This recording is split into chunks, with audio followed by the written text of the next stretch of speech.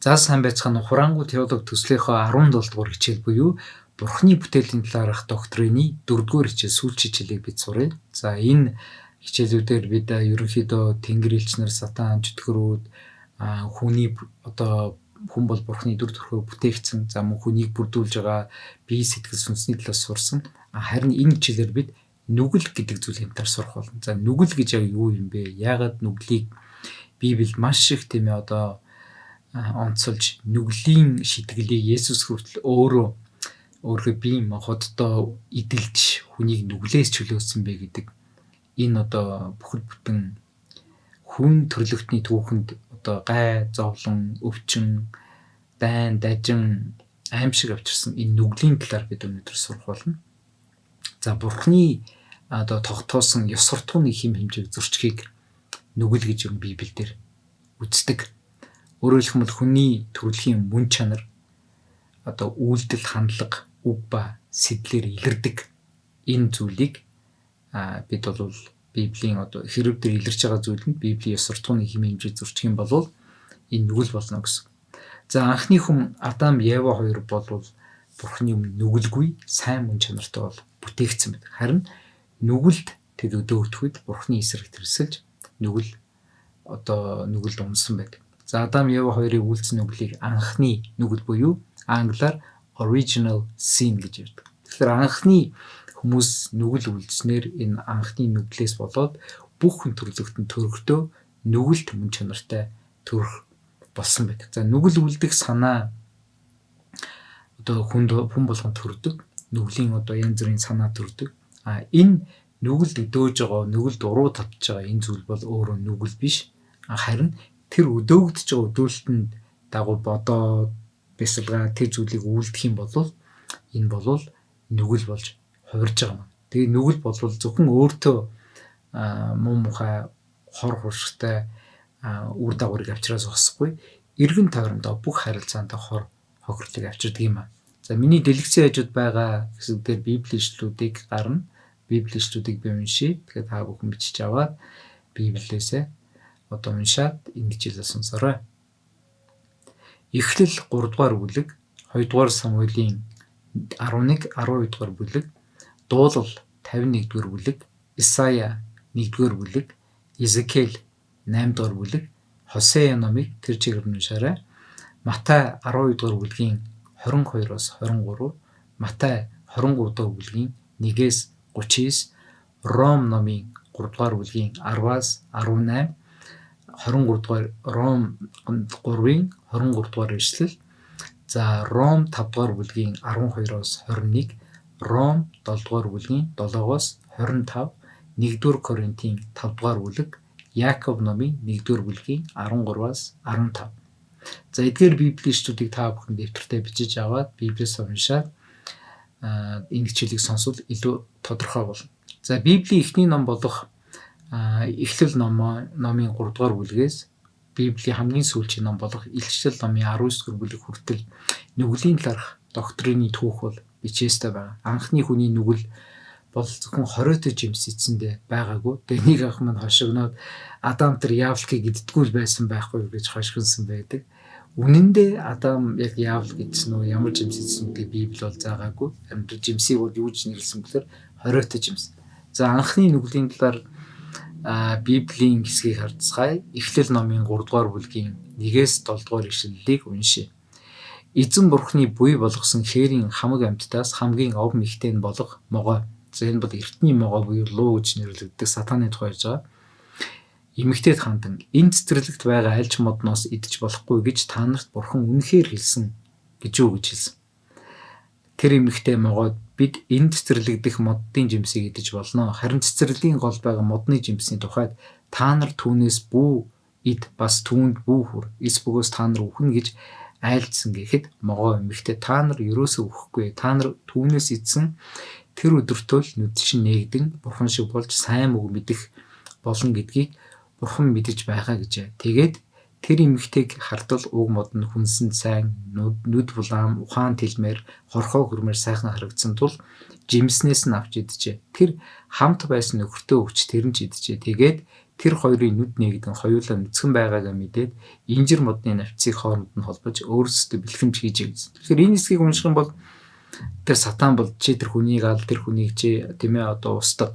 Тэр хүнд очиод худлаа яар тэр хүнийг очиод зоод ерөөсөө тийм муу юм бол хэлэг байгаа. Харин сатан болохоор сайн санаа өгсөн. Тэгэхээр нүгэл бол ер нь бол дандаа тийм одоо өдөөхтэй биднийхээ таашаалыг өгдөг. Чи нүглийг хийчих ямар гоё чи асуудлаа шийднэ гэж бодож जैन. Чи тэр хүнд худлаа ярьж чамайг тэр нөхцөл байдлаас чи аварна гэдэг ч юм уу.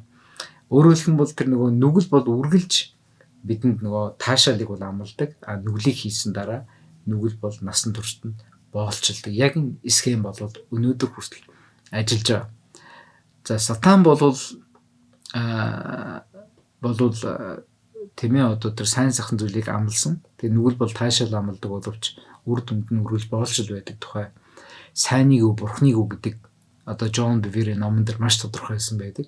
Үнэн дээр бол сайн зүйлийг амлсан. Гэхдээ сайн болгон бурхнаас биш юм аа.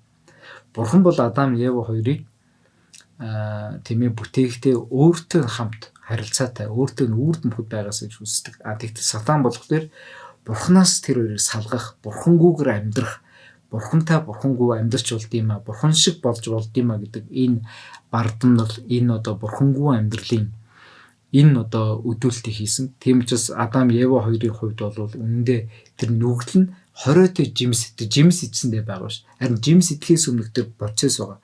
Би бурхантай бурхангүй амьдрах юм байна. Би бурхангүй байсан ч гэсэн бурхан шиг болох юм байна. Тийм ээ гэдэг бурхан хий юм бэ, юу юм бэ? Би өөрөө чадна гэдэг энэ нөгөө би даах тийм ээ одоо бурханаас хамааралгүй байх.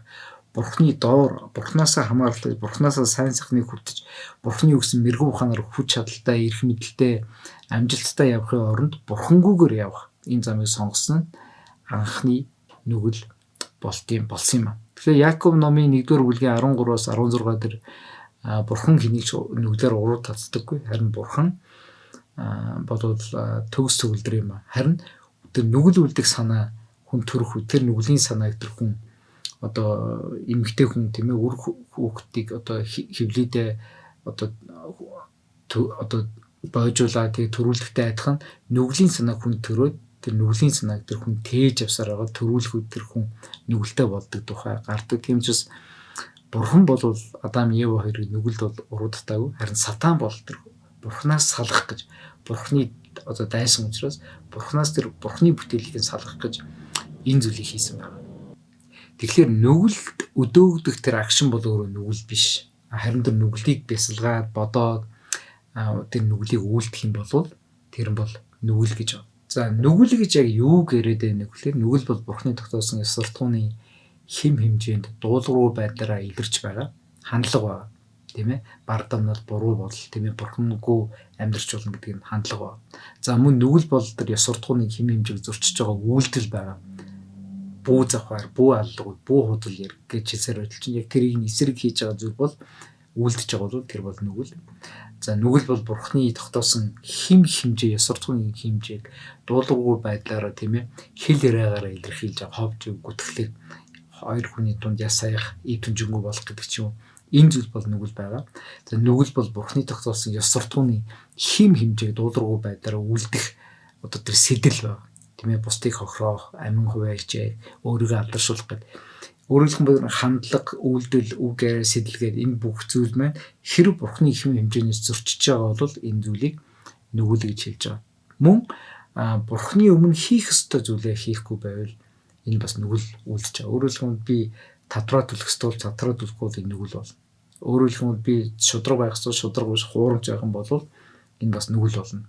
Хэдийгээр хэлэхгүй ч гэсэн дотроо тийм ээ буруу гнуусаар байх юм бол энэ бас нүгэл болдог. Тийм учраас бид бурхны тогтоосон хэм хэмжээг бид зөрчихгүй тулд бурхны тогтоосон хэм хэмжээг ойлгохын тулд бид Библийг судалж, Библийг танин мэдэж, Библиэс бурхны тэр оюун ухаан, бурхны бидэнд хүссэн тэр амьдралыг бид бол амьдралын зарчмуудыг бид сурж авах ёстой байдаг. Тэгэхээр анхны хүн нүгэл үйлснээр тэр анхны нүгэл буюу original sin гэдэг зүйлээс болоод бүх хүн төрлөخت нүгэл үйлдэх чадвартай болсон. За хинч зааж өгөөгүй байхад хүүхэд худал хэлдэг, өөрийгөө өмөрдөг, бусдыг тийм ээ зоддог, хохироодог, буруугаа нуух гэж оролддог ийм зүйл хийдэг.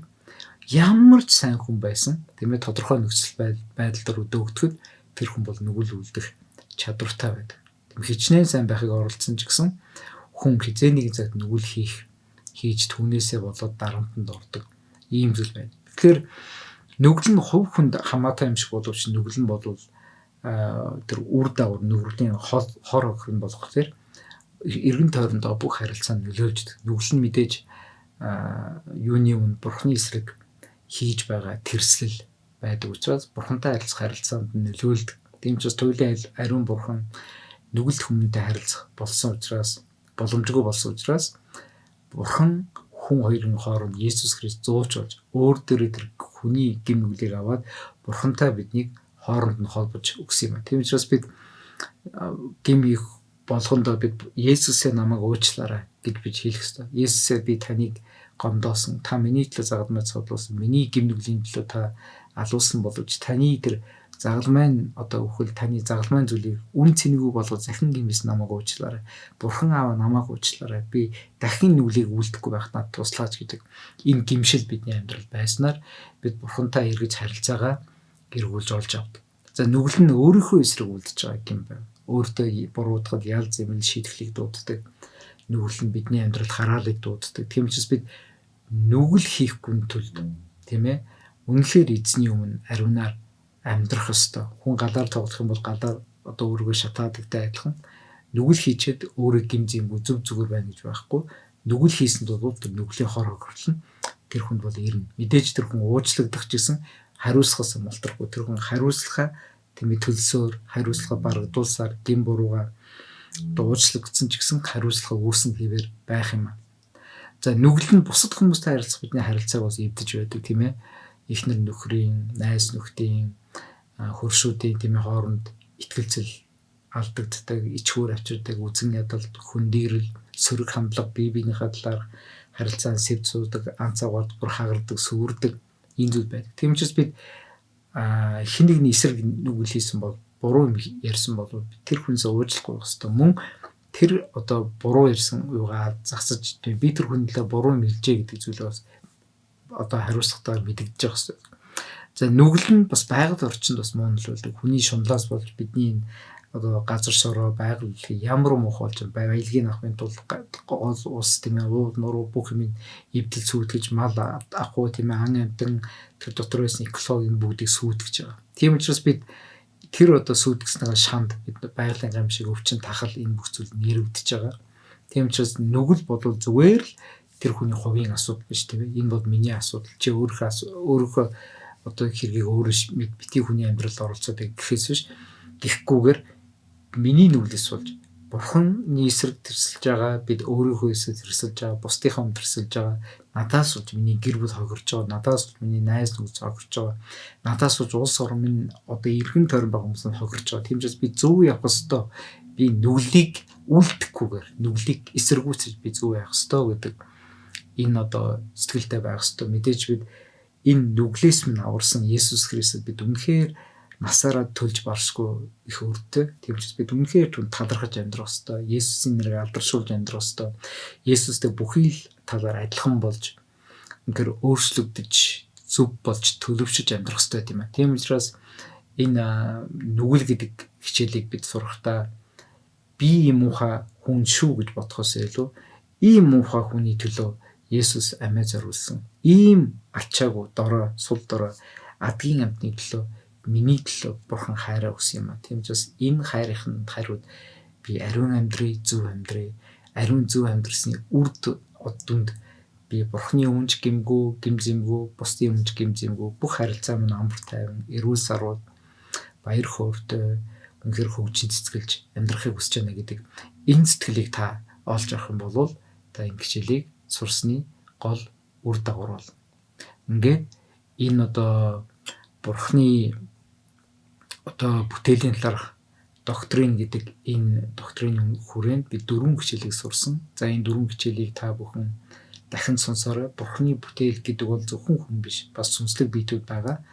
Хүний дотор бүтэц байгаа. Тэгээ хүн бол нүгэлтэй болсон энэ нүглээс Есүс Христ аварсан юм а гэдэг зүйлийг бид ойлгох ёстой. Ингээд дараагийн том доктрины талаар сурцгаая. Тэгээ эзэн та бүгдийг ивэх болтугай. Баяртай.